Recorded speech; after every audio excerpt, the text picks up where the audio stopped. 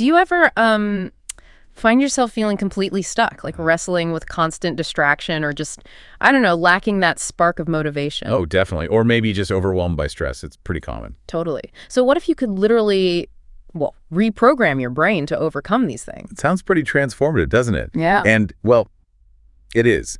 Today, we're really going to dive deep into the powerful insights from Dr. Andrew Huberman. The Stanford neuroscientist, creator of the Huberman Lab. Exactly. We're looking at what he shared on the Rich Roll podcast. Oh. And our mission really is to unpack his science-backed blueprint, for better focus, lasting motivation, and real personal transformation. Okay, let's get into this, because Dr. Huberman's own story, it's not your typical academic path, is it? Not at all. Far from it. He wasn't groomed for Stanford from day one. Right. In his teens, he was deep into skateboarding culture, punk rock. Pretty raw stuff. Yeah. And he talks about drifting away from school, dealing with things like addiction, depression, even street violence. It sounds incredibly challenging. He was actually expelled from high school, apparently, heading down a really dangerous path by his own account. That's right. And he pinpoints this moment, hitting rock bottom after a violent encounter back in 1994. That was the turning point. But what's fascinating is how he describes it. He didn't just, turn his life around. He says he engineered it. Engineered, I like that. Through discipline, mindfulness. And this scientific obsession with the brain itself, he basically rebuilt himself from the ground up. Yeah, and now he's a leading expert on neuroplasticity and performance. It's quite the testament. It really shows the power of intentionally applying these principles, doesn't it? Absolutely. And it connects to this idea that the brain isn't fixed. According to Huberman, it operates through 5 core functions. Okay, 5 functions. What are they? So first up is sensation. That's simply what you detect. Light, sound, pressure on your skin, the basics. Just the raw input. Got it. Then comes perception. This is about what you actually pay attention to, filtering all that sensory noise. So what you notice out of everything coming in. Okay. Exactly. And after that, it's feelings. This covers both your emotions and your physical state, like how you feel in your body. Right. The emotional and the physical together. Makes sense. What's next? Then we have thoughts. And this includes both the deliberate ones, like when you're problem solving, and also those spontaneous thoughts that just pop up. The random stuff too. Yep. And finally, the end result of all this processing is behavior. That's the output, where you actually do. Sensation, perception, feelings, thoughts, behavior. Okay. And he explains that your nervous system governs all of this. It's constantly merging signals from the outside world with your internal state. So like his example, feeling anxious in a totally calm room. Precisely. That means your internal signals are kind of out of sync with the environment. But, and this is the key part, he stresses that you can change that. That feeling isn't fixed. Exactly. And that's where neuroplasticity comes in, that famous ability of the brain to rewire itself. We hear that term a lot, neuroplasticity. But Huberman gets specific, right? It's not just about studying hard. Right. It's a deliberate process for real, lasting change. And there are key chemicals involved, neurotransmitters. Okay, let's break those down. What are the main players here? So, 3 crucial ones. First, acetylcholine. Huberman describes it almost like a spotlight or a marker. A spotlight? How so? It highlights the specific neural circuits that need to change. It tells the brain, pay attention here. This is what we need to rewire. It provides focus for the change. Okay, so it directs the change. What about getting the change started? That initial push? That's where norepinephrine comes in.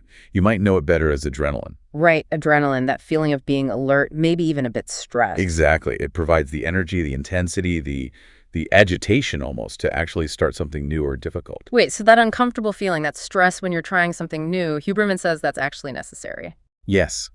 That's a key insight. It's not a bug, it's a feature.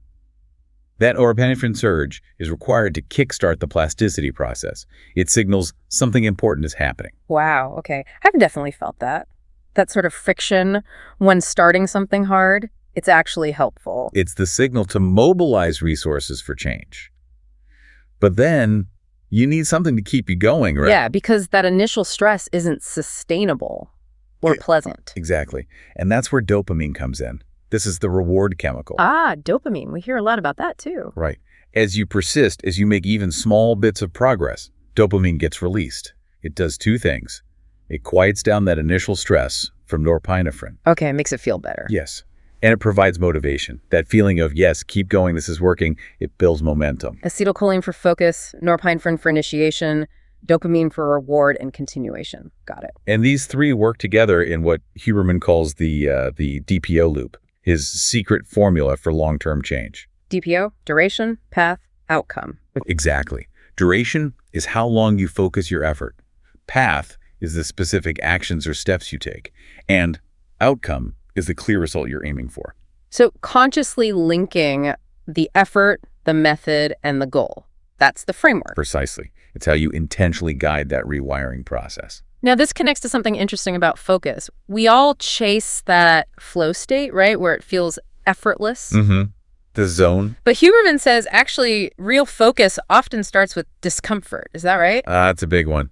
He emphasizes that when you first try to focus, you'll probably feel distracted, maybe irritated.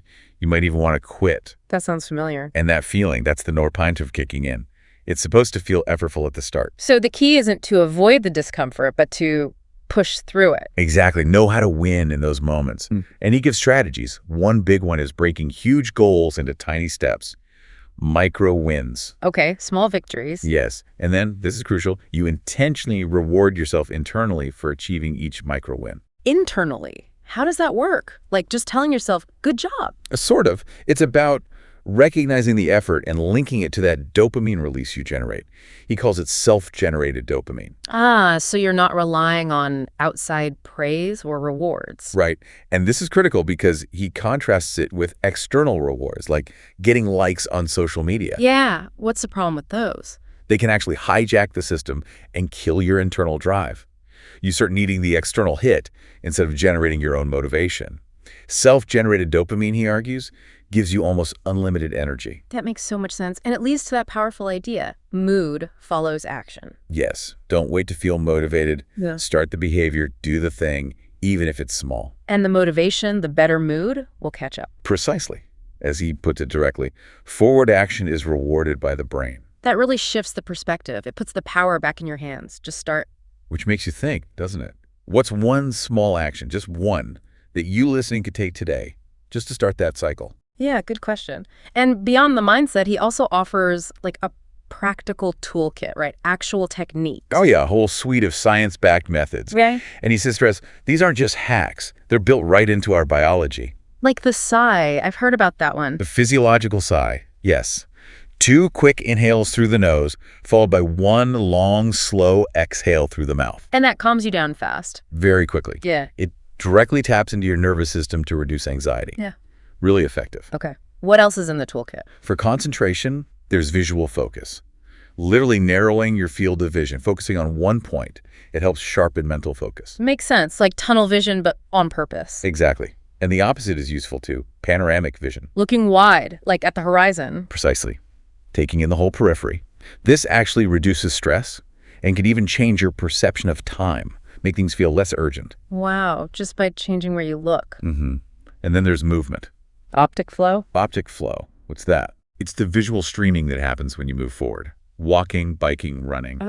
That forward motion, seeing the world flow past you, naturally calms the brain.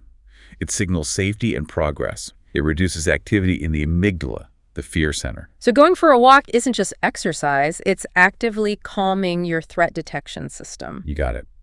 And for deeper rest and learning consolidation, What does he recommend there? practices like Yoga Nidra, which is a kind of guided deep relaxation, and also structured hypnosis. Yeah. These aren't stage hypnosis. They're tools for accessing deep rest states that enhance learning and recovery. So a whole range of tools, from breathing to looking to moving to deep rest. All biologically built in. Now he takes these individual tools and concepts and connects them to bigger issues, right? Societal stuff. Yeah, this is where it gets really compelling. He talks about how things like addiction, chronic stress, even the kind of political outrage we see everywhere Yeah. can hijack these same brain systems. The reward system, the threat system. We can become almost addicted to the dopamine hit of being right, or the norepinephrine jolt of outrage and conflict. We start seeking confirmation bias, only looking for things that prove our existing views. So our brain's basic wiring can kind of trap us in these cycles of stress and conflict. It can. But here's the hopeful part. Huberman believes that because we now understand these mechanisms, We can use the tools. exactly, we have access to these science-backed tools. The breathing, the focus techniques, understanding dopamine that can help us rewire our thinking, calm our bodies. And maybe engage more rationally, even when we disagree with someone. That's the hope, that we can apply this knowledge individually and maybe collectively to have more constructive conversations, less reactive outrage. It puts a different lens on things. It's not just about personal productivity, it's about how we function as a society. Absolutely. And bringing it back full circle, Dr. Huberman's own life is just such powerful proof. Yeah, that it's never too late. You can fundamentally change your brain, your life trajectory. Whether you're battling distraction or burnout or just feeling emotionally chaotic, you really can learn to, well, drive your own mind. And remembering that core principle, the brain rewards forward action. That's the engine. Start with the behavior, the mindset, the motivation. It follows. It really does. So maybe the final thought for everyone listening is just that. You are not stuck. You're really just one breath, one focus moment, one small decision away from, well, from transformation.